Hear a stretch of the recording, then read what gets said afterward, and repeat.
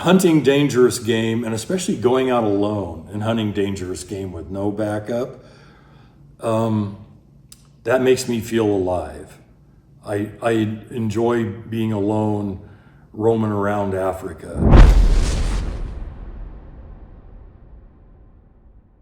Okay, folks, a few minutes ago, by the way, I'll do what my wife always tells me to do. This is Tim Sundles. We just finished part 1 of these Nitro Express cartridges and double rifles, and part 1 is downloading to our social media team right now, and Kim took my iPhone and she is now filming with my iPhone. If these videos get much longer than 25 to 35 minutes long, they don't download right. So we always try to keep them, at or below 25 minutes. Part 2, with my beautiful wife Kim filming. Where we left off was with perhaps my favorite rifle here. No. Hang on. There's one. I'm sorry. I picked it up while we were doing part 1 and laid it down. It's a good thing Kim's paying attention. For all of you that don't like me, I'm here for a reason. So this is a Holland and Holland Royale. Now, it was made in 1980. I bought it from a man's estate that passed away, and his wife wanted to sell his gun collection.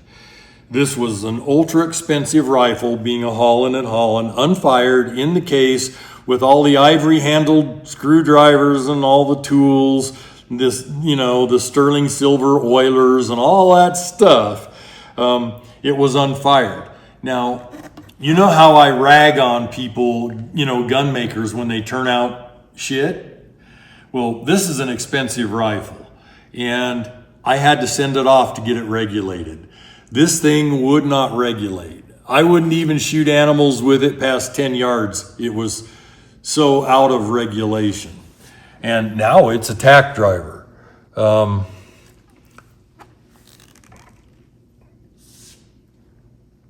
I've got the night sight up like I do on all of them.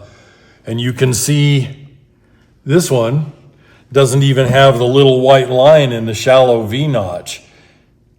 It might now. Nope.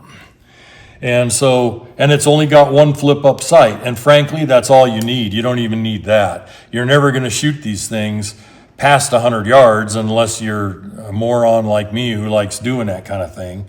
The Holland and Holland, like I said, I bought it unfired, new in the case, had to send it off and get it regulated. It may be my favorite rifle here. It's a 577 Nitro. It weighs 12 pounds, 8 ounces. This 577 Nitro Outshar weighs 13 pounds. And I like carrying the Holland more, and I'll be using it in Africa from here on out. You can see the difference in the frame size between the Outshar and the Holland. And the Holland's a more elegant rifle.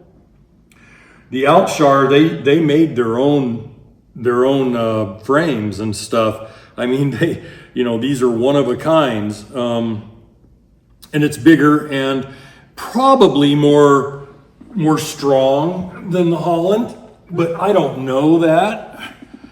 Now, Mark Sullivan, whom I've hunted with, makes a big deal out of how well the rifle carries and balances. One of my problems is I shoot a myriad of rifles, from magazine rifles, double rifles, single shots, and I'm okay changing up and getting rifles with different balance and stuff, unless they get way out of balance or unless they really fit me horribly. I do think that this carries nicer than the Outshar, although the Outshar carries just fine. And I can't say that it has any better balance. For me, the the main issue is I have big fingers, and trying to get my finger through there to that back trigger, I could accidentally discharge under stress. And I may start shooting this one front first and then go to the rear, because that's just a really tight fit. And you know, every rifle's different. Other than that, the balance, the carryability is perfect. And I look forward, I've owned this rifle for only 2.5 years. I look forward to wearing the bluing and the case colors off of this thing. That's what they're for. Now we get into the smaller cartridges. Yeah, there's a 577 next to a 500. This is a 500. You can see the difference in bore diameters. The 577 shoots a bore diameter of 0.585 inch. So why they don't call it a 585, I don't know. Why they ever called it a 577, I don't know. But technically it's a 585. That's what it should be. The 500 nitros should be a 510 or 51 caliber. You know, a 510 nitro is what they should be. They're not, they're 500 nitros. Okay, of these rifles, it's hard to have a favorite. This one was made by Salvanetti and Abbiatico and Salvanelli for Griffin and Howe. And this was what Griffin and Howe called their Continental model. It's only got a 23-inch barrel. It fits me very nicely. It's only got one flip-up sight. Really a nice side lock. Ooh, tight. Beautiful rifle. And I've killed a whole bunch of stuff in Africa, buffalo mostly, with these 500s. I think the 500 Nitro is entirely adequate for dangerous game. I haven't killed all the dangerous game with one, but it whacks buffalo. If your ammo is right, it whacks buffalo with a plumb. This one, you know, had a too short of a length of pull on it when I bought it, so it doesn't now. And this is an 11.5 pound rifle, which is perfect for me with the 500 Nitro. That's a perfect weight. This is a budget 500 Nitro. This is a base Merkel. And what I like about a little more modern rifles is they come set up to put some kind of an optic on them. I'm not using a red dot optic on any of them. To me, that's just a break in tradition that I don't want to have, and it interferes with how I carry these. You know, when I carry these, my hand wraps around right there, and an optic sitting back here like a red dot's just going to get in my way. The day will come when my vision will be bad enough that I will need probably an optic, because hunting dangerous game, and especially going out alone and hunting dangerous game with no backup, that makes me feel alive. I enjoy being alone, roaming around Africa, and someday it may get me killed, but whatever, I've lived a great life. If a guy can die doing what he loves, I got a local rancher friend here that had a heart attack while he was out steelhead fishing, which was his favorite thing to do. He died on the banks of the Salmon River steelhead fishing, I think on a February day. Perfect. We've all got to die. This 500 Nitro is a Verney-Carron. And again, it's semi-new. It's probably a 15-year-old rifle, maybe a 12-year-old rifle. Again, a way to mount optics on it. This rifle has a lot of appointments that I really like. I will say this about this rifle. Wouldn't regulate. I sent it off to get it regulated. And the guy sent it back to me and he goes, no, this thing will regulate, just slow your bullets down. Well, the 500 Nitro is supposed to shoot a 500 grain bullet at 2150. That's the original cordite specs, 2150 feet a second. I had, depending on the bullet style, I had to slow bullets down. The highest velocity I could shoot them and get them to regulate was 1950, and some bullets I had to slow all the way down to 1850. Okay, you'd say, well, it's a lot less powerful. Yeah, with solids it probably doesn't matter. They're going to penetrate as deep as they're going to penetrate, at 1950 as probably as they would at 2150 or very close. However, I know that as I age, I'm going to want less recoil. I know this. By the time I'm 80, shooting this thing with solids at 1950 feet a second might be perfect. And I'll tell you another thing about that, because I'm not going to quit. Nature's going to have to quit me. I'm not quitting. And it's the only way to stay young and happy is to go out and do what you enjoy.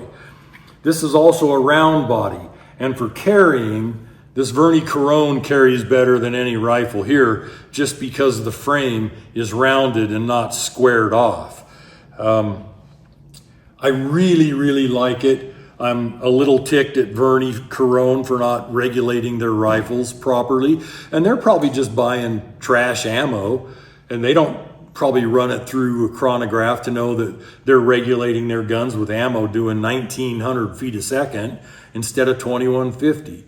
You'd be shocked at the skill that can go in to making a rifle, but they'll fall down on the technical end of actually shooting proper ammo through it to regulate it. They don't know what they don't know, babe. Yeah, and double rifles are expensive enough as it is, and they don't need to pay somebody that understands ballistics to go over there and design proper ammo to then regulate their rifles on top of what these things already cost. The guy I bought this from, not going to say his name, he knew the damn thing didn't regulate. He'd already been to Africa with it and killed an elephant. So I spent an extra $2,000 in shipping, insurance, and money to send it off to a pro who sent it back and said, I really don't want to re-regulate this. It shoots good if you slow your ammo down 250 feet a second. Well, okay, I'm getting older. Someday I'll be glad I kept this. I'll work on Tim to give you that name. The name of the jackass that lied to me when I bought it? I have to convince him to be a whiner, as you would like to call it, some of you friendly people out there. It's just if I'm going to sell a gun, I'm not going to be dishonest about it. And other people are. Guns are used and get sold used for a reason, generally. I mean, there's always a reason. And some of those reasons might be good, some of them might be bad. Now, 470 Nitro. This is one of the upgraded Merkels. They made a limited run of these with octagon barrels. And what I really like about this Merkel, this is a 470 Nitro. What I really like about this Merkel is how it comes up, lines up.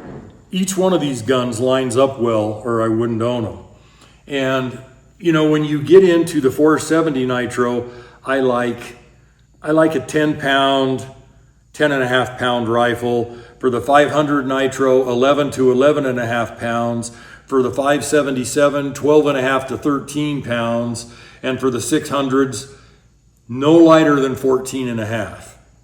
And, the problem, if they fit you right, the problem isn't as much the recoil as just carrying them all day, in 100-degree heat. This Merkel, I really, really like. And we'll probably keep it until I can't hike and hunt anymore. Just because it's a 10-pound rifle I can carry even when I'm a feeble 85 years old. And I will.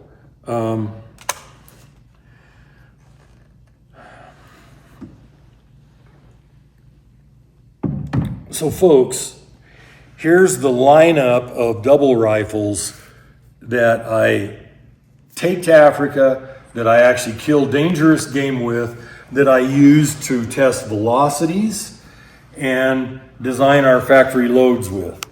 And these factory loads are so much better than anything else you can buy. And especially, you know, these loads that stick with tradition, great. You know, guns, powder, bullet designs have come a long way in the last 120 years. And you know, and the old ones worked, obviously. I mean, there was lots of people killed, but there was more game killed. No, I don't. Okay. Ammunition at this level, when you're stepping in front of a 10,000 pound bull elephant or a 2,000 pound bull Cape buffalo, and the buffalo is probably the more dangerous of the two. Ammo at this level just has to work. And that doesn't mean your gun's gonna work, but the ammo, I can take care of that aspect of it for you. You may need to regulate your rifle, you may need to practice with your rifle, you may need to do a lot of things to make sure your rifle is up to the task. The ammunition is.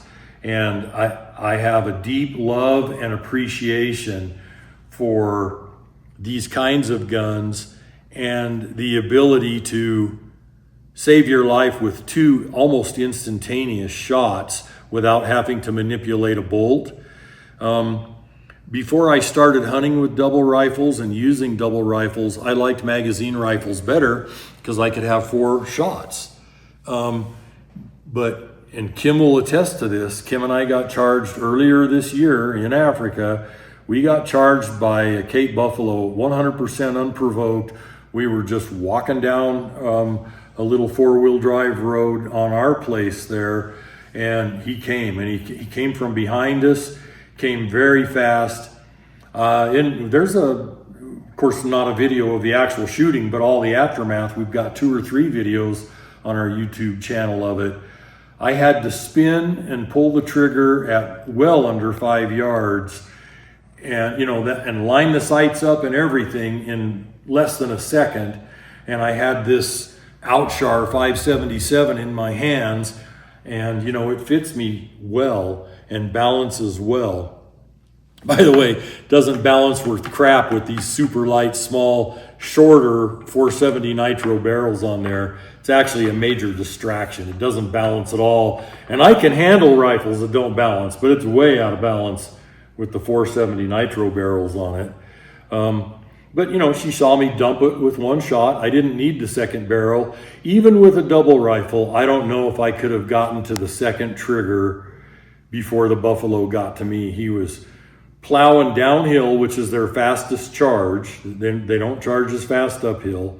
He was plowing downhill, zeroed. He was actually looking at Kim, and he slightly V'd off to come after me because I was closer than Kim. And that's when I hit him between the eyes. That's all on YouTube. So I well understand at 5 yards or 10 yards or very, very close range, the advantage of 2 shots without having to manipulate an action. Folks, I hope you enjoy this video. It's my pleasure to do it. If I sound jaded on YouTubers and people that comment who have never done it, or people that comment who didn't watch the whole video and they're just ignorant and rude, I am jaded. I think we all need to gain manners online. We need to, if you're going to comment, at least watch the whole video. And if you don't understand what's going on, ask a question. Don't make an assish comment and make an ass out of yourself. Ask a question. I'm more than happy to answer questions. Folks, we love you. We appreciate you. And God bless. We will see you on the next video. Hi folks, Tim Sundles here with the mighty 600 Nitro. This is the Deluxe Rhoda. People can't believe I go out and hunt with this, but that's what I got it for. I'm gonna shoot it in the mud. And I have never before shot a 600 Nitro in the mud, but I've shot a lot of other things in the mud. These are 900 grain CEB flat nose solids. And frankly, I could make a bigger splatter in the mud if I used softs. But I'm not gonna use softs. These solids are pretty much what I shoot most of the time in the 600 Nitro. Now, a couple things. These things are heavy. So there's over a pound of ammo here on the butt cuff, which changes the balance of the rifle a little bit. Mark Sullivan would never have something like this on his doubles. Not only that, this interferes with the inside of your sleeve if you're wearing a jacket and you raise the rifle fast. But on some of my rifles, I keep a butt cuff full of ammo. If I'm gonna go out and hunt, I'll take all this ammo off of here and I'll put it on a cartridge belt if I'm out hunting. But if this rifle is leaning against the door or just sitting in one of the buckies, that's a truck in Africa. If the rifle's just available to bail myself out of trouble, if I pick the rifle up and have to take off, I don't want to go fishing for a cartridge belt and ammo. I've got 6 rounds on the rifle, and I always leave the rifle loaded anyway, so my rifles are loaded. And then, like when I'm hunting, I'll spot a Cape buffalo, and what I'll do is, I'll know if it's one that I want to go after, I'll turn my hat around just to keep that bill from interfering with anything. And then I probably won't put earplugs on with dangerous game, but with plains game, I'm getting so deaf, I have to put earplugs on. So my wife is gonna back up where she can film me and get my shoulder in the recoil, and also we're back out here at the bog where I shot the 50 Alaskan, and I'm gonna do a little mud shooting and see how much mud this thing blows in the air. And so I'm gonna put my hearing protection on, and she's gonna get back and get lined up, and I'll just fire the left barrel, then the right barrel. I'm not gonna shoot this thing a ton.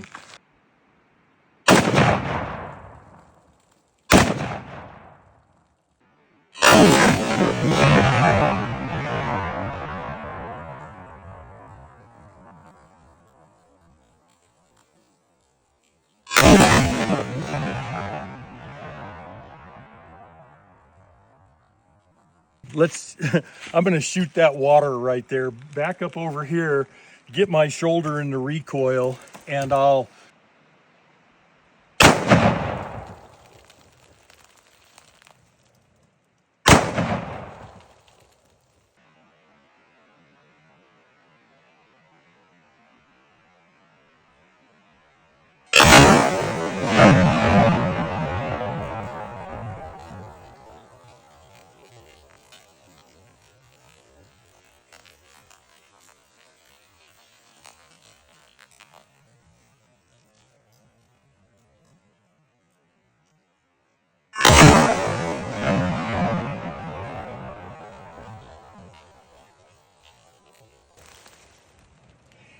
That's just too much fun.